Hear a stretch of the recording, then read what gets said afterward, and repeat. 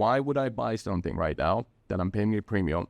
It's not going to cover itself, and I have to deal with a tenant that's problematic. Right now, this is an issue. Maybe in 3-4 years, with the amount of immigration that's coming up, the rents will increase, and rental prices will cover your mortgage payments and your maintenance fees and everything else. But the biggest issue is the laws. Even if you rent it out, you still run the risk that if someone doesn't pay you, good luck collecting. It's going to take you so long.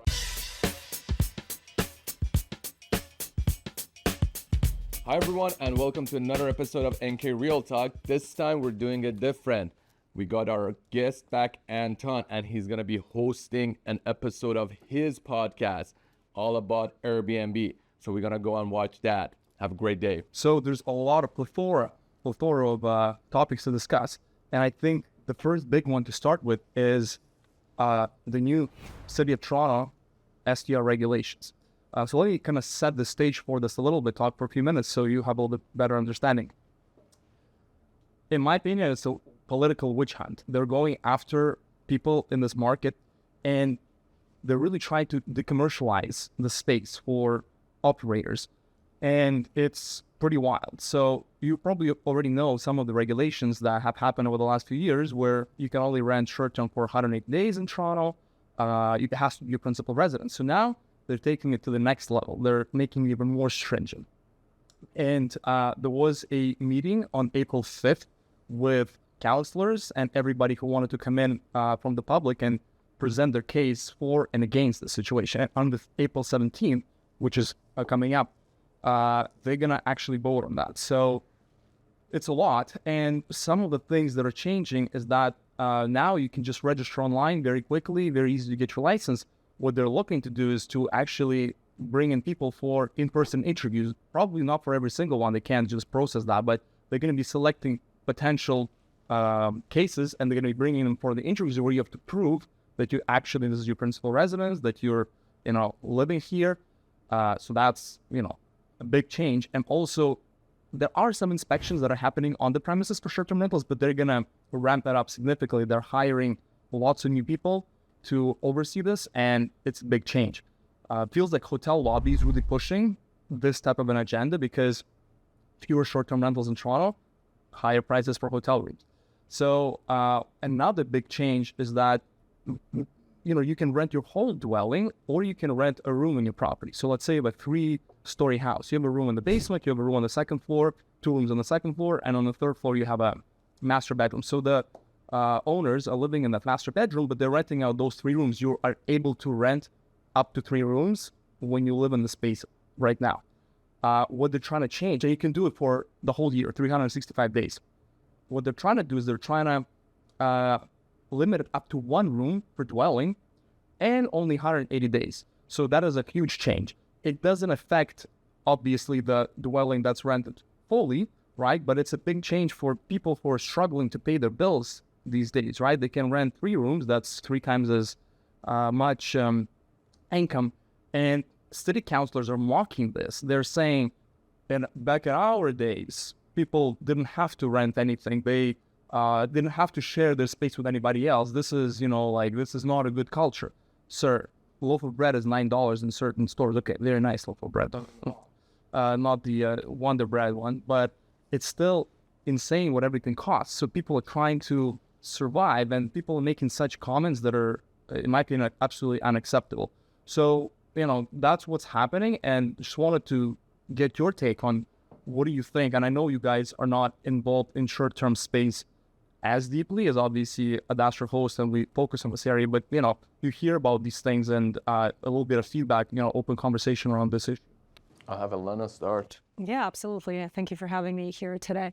I'd say that it's actually quite impossible, almost next to impossible to find any short-term rentals. And being a full-time realtor, I would say, and you probably will back me up, MLS almost has no listings in that field, in that space. If there is someone that comes in from the outside, whether it's outside of this country or outside of town and looking for a short-term rental, or, some marriage status has changed and they're looking to park themselves until the further decisions are made, I almost always have to refer them back to Airbnb. And sometimes those Airbnbers have a difficulty actually accepting anything longer than, a couple months, because they're also afraid, what kind of jurisdictions are there if they stay longer than 20 days, 30 days? How do we get rid of them? And so on and so forth. If somebody stays, have a contract with the Airbnb for 20 days and then all of a sudden they haven't left, what's next? Well, So that's a bit of a 20 days. It is not an issue. It's when you get, over 28 days, everybody asks me, what if somebody is going to stay, then I'm going to leave. With Airbnb, it's a little bit easier because there was a court case where a person has stayed through an Airbnb for 6 months and they wanted to keep staying there, but the owner of the property said, no, I want to rent it to other people. And the owner actually won the case, but that's only when you go through the Airbnb app, right? Because it's still considered to be not a lawyer, but that's what happened. So there's some peace of mind there, but you're right. Like it's, I feel like hotels are trying to, they have a very strong lobby, clearly. And in New York, they've completely eliminated pretty much the Airbnb market because their regulations are so stringent that a person has to be in the unit and can only rent one room. And it can only be, I think, like a few nights or something. Don't quote me on the days, the exact things, but it became impossible to rent your full unit to people. That a lot of people want that, right? They want the whole experience where they can come and have their privacy. And it decreased the property rentals. Airbnb rentals went down by something like 60%. But guess what? New York across the Hudson went up by 50-something%. Don't call me exact numbers, but it's in that realm. So it's a huge difference. interesting enough, also, I believe it's still to this day, Collingwood does not have Ubers and does not have any Airbnb. For what? That's why. And the only reason I know that because my parents used to own a property there, and yeah, good luck. Unless you own there, and if you're visiting, the only place you could stay, there are a few motels there in town, and there's not that many, or you have to go as far as Wasaga or Barrie, or you stay at West End, right in Blue Mountain. Yeah, so there you go. Hotels are collecting all the cash. And I mean, while there's still Airbnbs in Toronto that are allowed to operate, and these rules are stringent, but you can still operate. There is definitely legal ways of doing it properly without any manipulations. Those people who are able to stay in the industry and do short-term rentals, they are making a lot more money. And based on conversations that I've had with partners and competitors, they're seeing way higher prices per night that they're getting for those rooms because a lot of people left the market. And, hotel prices definitely went up, but Airbnb prices went up as well. So there is definitely a lot of, benefit of getting into the space if the rules can be followed that are being made a little bit harder to follow, but nonetheless. So, yeah. Well, I mean, as you increase the barrier of entry, it's always those who are there will make more money. But the other issue we have in Toronto is the fact that they got a lot of people coming in, students and work visas. One thing we're seeing right now across the board with most rentals is people that have come to Canada in the last 3, 4, 5 months are staying in Airbnbs. But majority of the Airbnbs are outside of Toronto. So if someone's working in Toronto, and this is what we're facing, they're all coming to rent after 2 or 3 months. But most landlords will not approve them because, first of all, not much of a credit history, not much of a work history.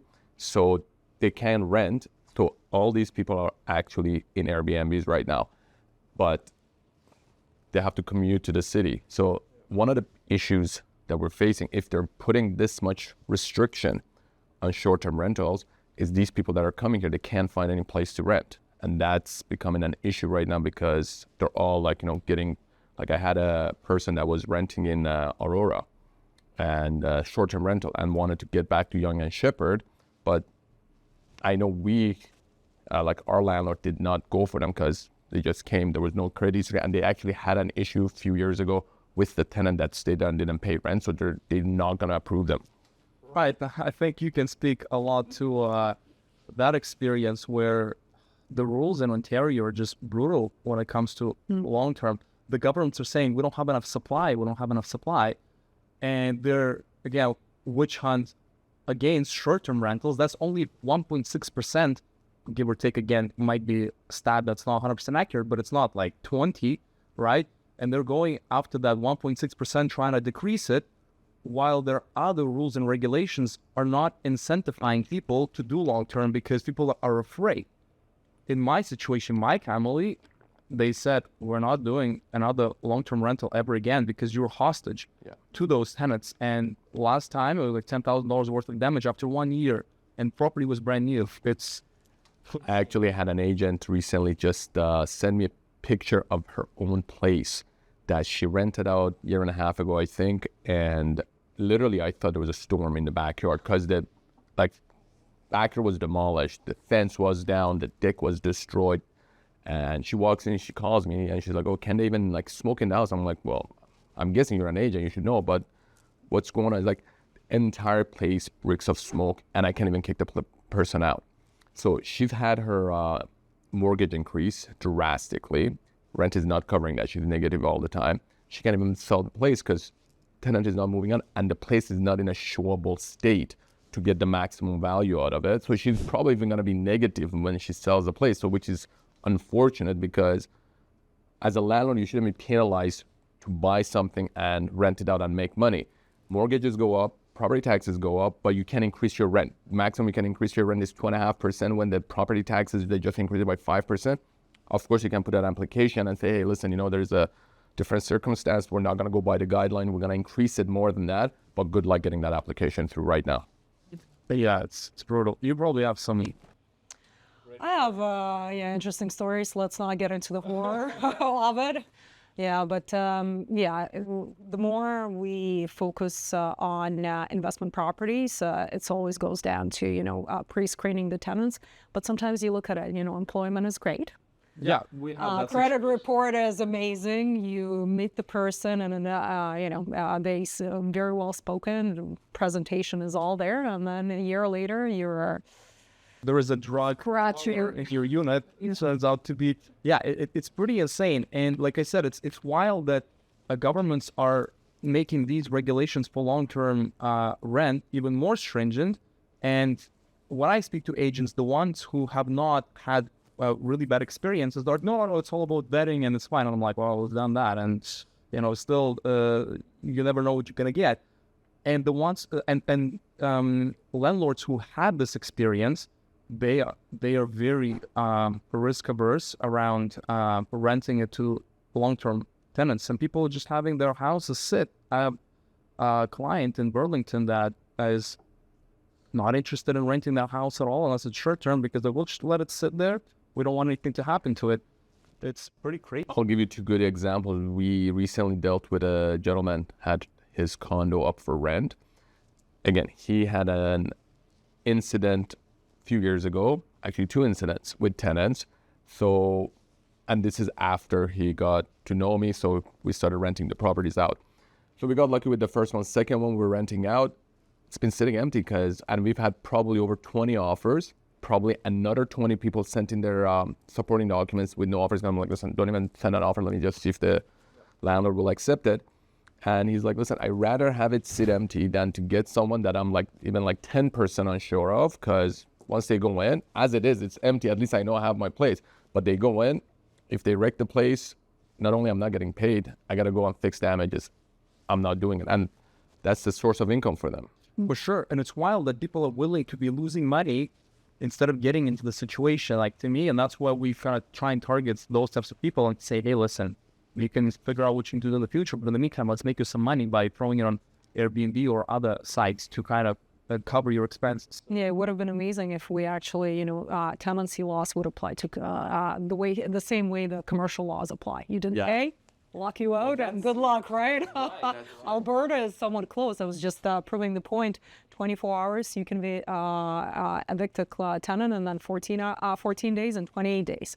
It's a very different. It's all Canada. It's just a different province, right? I think there needs to be a mentality shift, because everyone looks at landlords thinking, okay, these guys are sitting on a property. They got a lot of cash. Oh, they can afford not to increase their rent, or they can afford, not get their rent for a few months. How is that even a possibility when the mortgage rates have gone up so much? Everything has increased.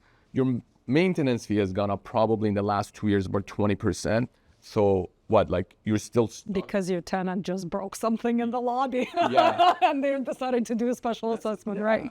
like It is wild, and you're completely right. I was just speaking to a good family friend. He is a seasoned real estate agent, and he is a builder. He builds custom homes, and I was speaking to him about potential partnerships, and I said, hey, why don't I just come over and we grab a coffee or something? And he said, listen, this is not the best time.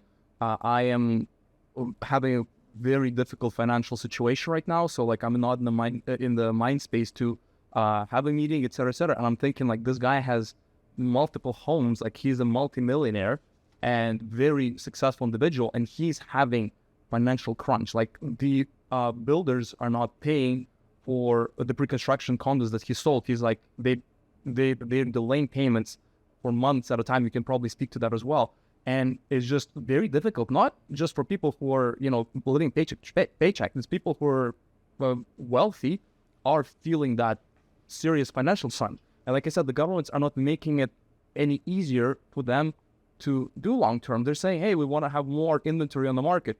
You just mentioned right before we sat down right now that New York has passed a law where after 28 days, you can squat. Like they're complaining the same way government's complaining here in Ontario, not enough long-term supply, yet they're making it extremely unenticing for people to rent long-term. But on a positive note, if I may interrupt, I've had actually an amazing experience, and that's something that you and I have discussed in the past, where my tenants, my investors who would rent out a property, they would, I would find a company, I know of a few, and hopefully you'll be also in that space very shortly after, where I would rent it to a short-term luxury rental association. So my clients will rent it out a unit for 3 years. We know after 1 year it's kind of illegal, but still the contract would be for 3 years. We'll lock in the price, call it, I don't know, $3,001 a year, $3,200 then another year, $3,500 the other year. I've had nothing but the most amazing, unbelievable experience. We've got those properties back, not even the same, even better, because they would rent it out to a short-term luxury, right? And of course, they have to clean them, they have to maintain them, they have to present them the way the pictures show, so they can't really go in and, destroy the whole place. And you get it as like, you walk in and like, oh my God, hundreds, thousands of, So, but that's what I'm trying to say. So on a positive note. There you go. Myths debunked that, you rent short term and everything gets destroyed. No, you actually have the problem. That's what I'm trying to relate to people. And they're like, no, like wear and tear. I'm like, actually, the opposite, because you get professional cleaning all the time. So that, thank you for that. Not only professional cleaning, but also maintenance. Because if you were as an executive coming into the country, right, and renting for that type of company for 3 months, even though it's his property and I'm a short-term rental company, you would expect a certain level, right? So, Wow. I apologize. No, that's exactly what it is, because that was the last time we were talking also on like, what, if you're doing short-term rental, maybe there is more wear and tear. Then we had the discussion, and I'm going back, looking at my clients that have properties, they're kept in a way better condition than the comparable one that was rented on. Anything that we rented, like we bought brand new homes, clients that bought, and they rented it out. After a year and a half, all these properties needed to be painted, literally. Again, given like, they were builder paints, I can scuff them easily, but like same property that was short term, there was way less wear and tear. And reason being, like, listen, someone comes there, they're not living there 24/7. They come, they go out, like they come back at night, they sleep. So there's not much traffic through it. Of course, you get a bad luck, if you rent to the wrong person, they throw a party, that could happen. But there are ways to eliminate that and reduce the risk of that happening. So if you take that portion of it out, this is the best way for investment. But unfortunately in Toronto, we're restricted. Yeah, it's tough. Like I said, there's still ways to do it, and there's ways to capitalize on the limited supply of this short-term rentals and make more money. So let's kind of switch gears into another big topic that's happening right now. It's the financial crunch for not just the home buyers, of course, that we've discussed it a little bit, can dive deeper into it, but also for developers who are struggling. So this is more your expertise now. I've read some articles where you see that people are walking away home buyers are walking away from $140,000 deposits that they put down without closing on the property and potentially being sued by the builder. And if you think about it, like I just did the math in my head, even if you're making 100 G's, which is a very good salary in Canada, way above average, after tax, you're making like 60, 70 grand, let's say, right? That's 2 years salary. How long will it take you to make that money back? Yeah, you're just literally giving away 2 years of your hard work because you've been put in the situation that's happening in the space right now. And the other thing is that you have builders also defaulting and going to receivership. So just want to open it for discussion to see what you guys know about this and in the space. So, I mean, talking about people walking away from deposit, I've seen as high as like 400,000 walk away. Yeah, because the reason is they bought it at the peak of the market, and usually when you buy pre-construction, you pay a premium. So they paid even a little bit more than what the market value was. Future market value. Yeah. And what happened was the price never got to that point, and then we had the interest rate hike, prices went down.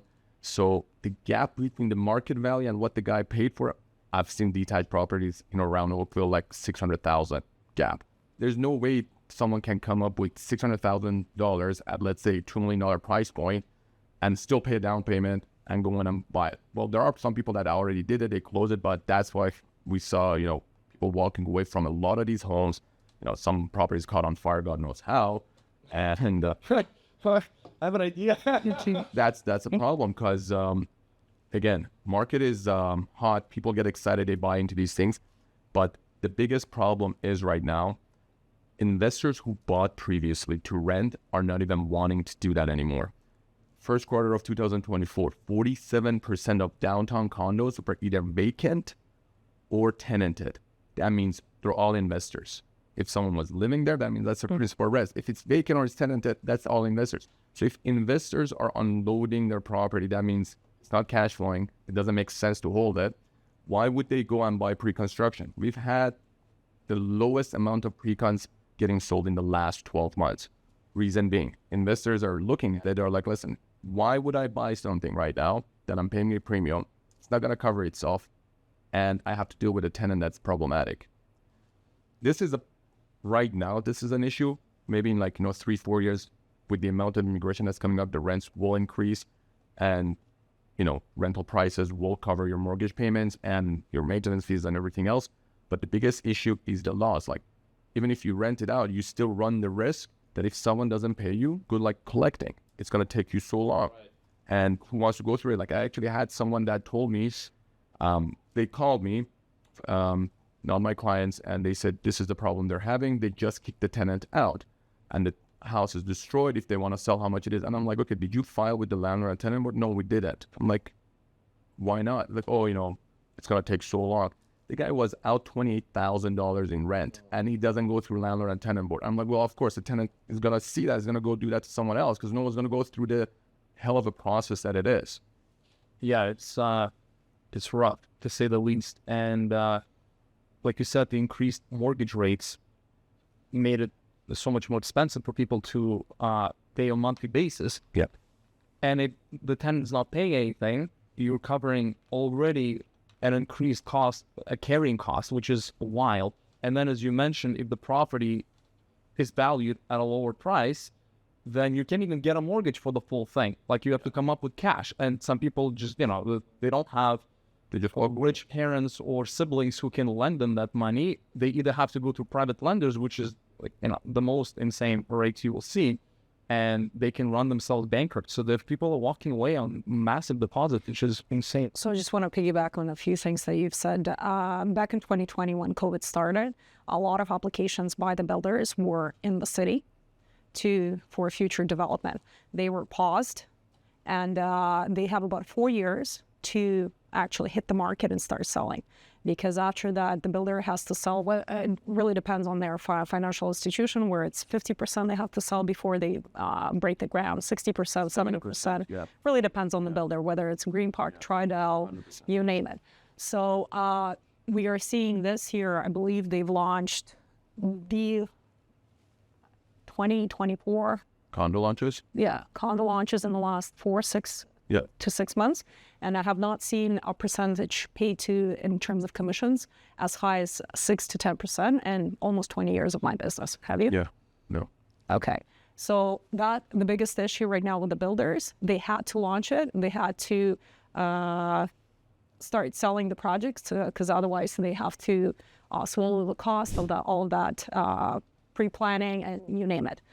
Second thing, for example, free development. He just launched the condo, right? Yeah. 383 square feet selling for 800,000, more or less. Yeah. If we go in to see the same unit in resale, even if it's, for example, 155 Euroquill, is probably the most comparable in size, you can buy it for 500,000, 550. Yeah. So why would one buy a pre-construction condo at 800,000, pay the development charges, the education levies, yada yada yada? So it's another 100,000. If you're not moving in, if it's not your principal residence, you have to pay HST on top. So your closing costs could be anywhere from 80,000 to 150,000, right?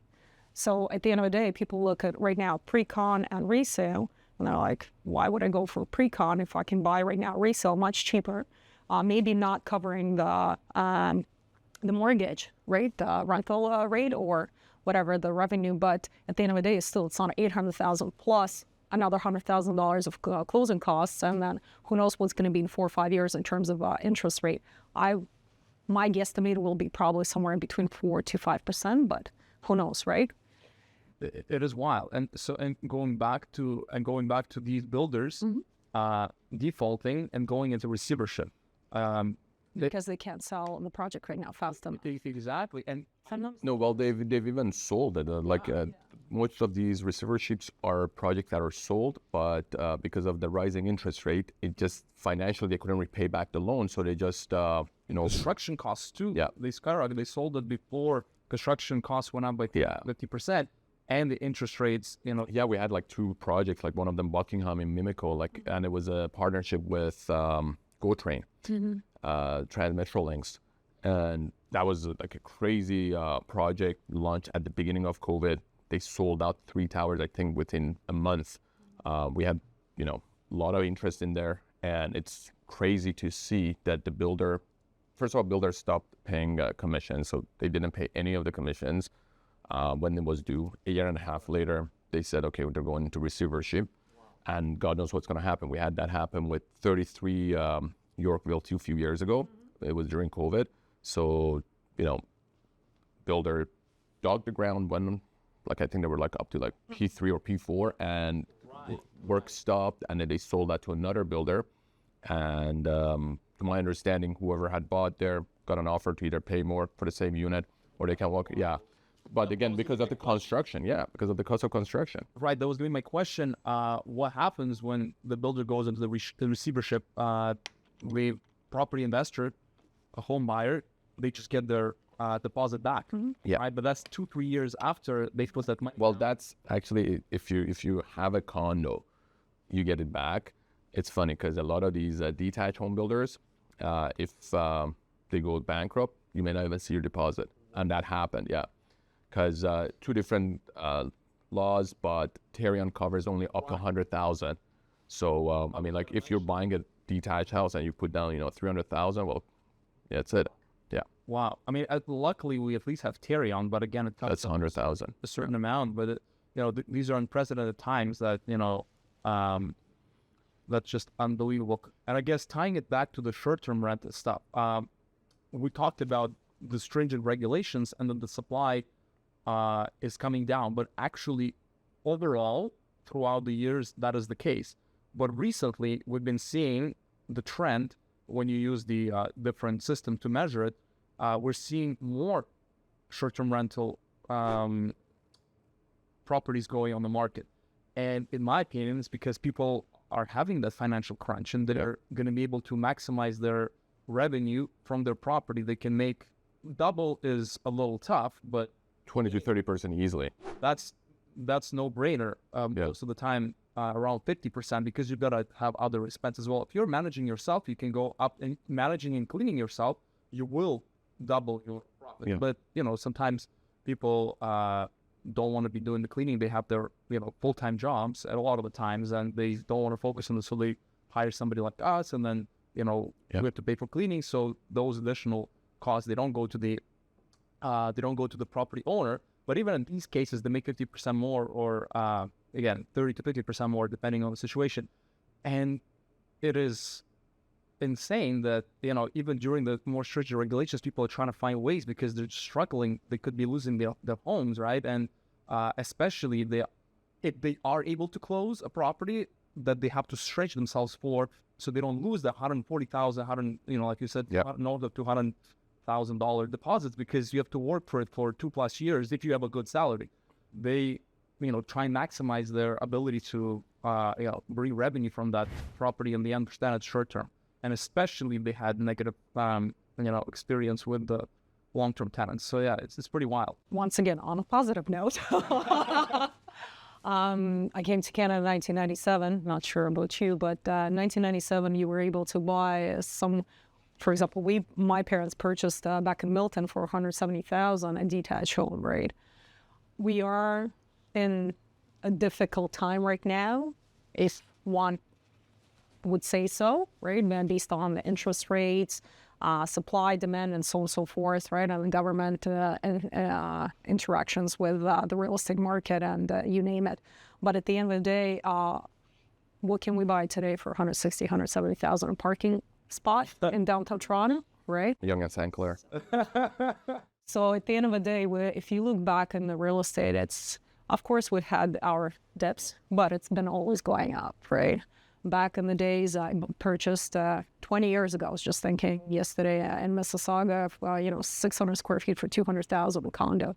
In today's world, that's 600 square feet is probably about $600,000 in the same Mississauga spot, right? Yeah. So I tell my clients when we purchase pre-construction, please, when you purchase something, when you look at something, make sure you're able to close. It's not about quantity that you're buying, it's about the quality that you're buying.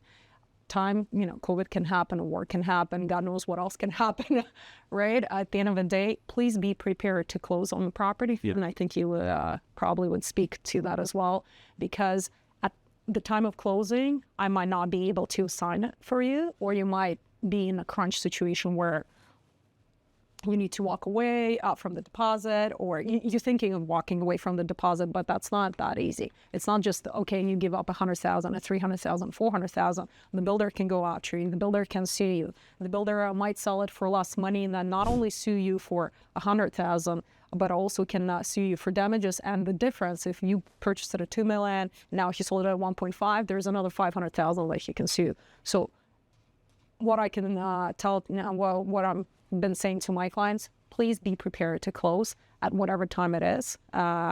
Please try to do your best to find the funds, and we'll push through it. It takes about 3 to 5 years for a bounce back, correct? So yeah, and I mean, it's that's a very good point.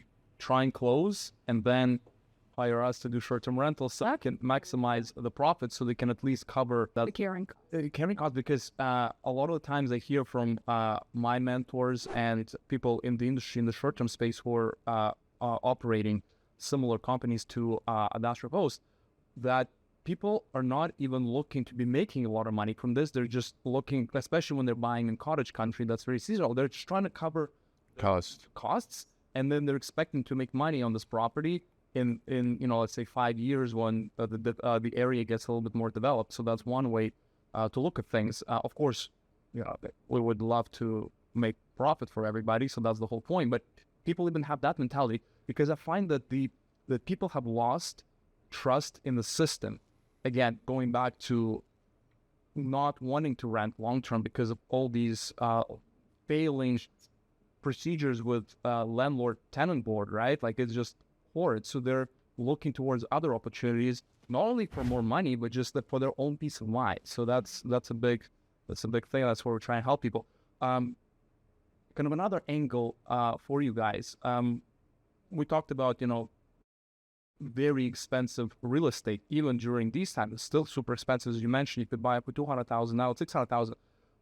People are getting severely priced out of the housing market. Mm-hmm. Whether it's a condo, forget about the house. That's, unattainable for most of the people. So a lot of people now are coming together and either buying it with their friends or family members, right? to just own something, so they don't. Well, the best way to finance it is Mapa Bank. If you've ever heard of it.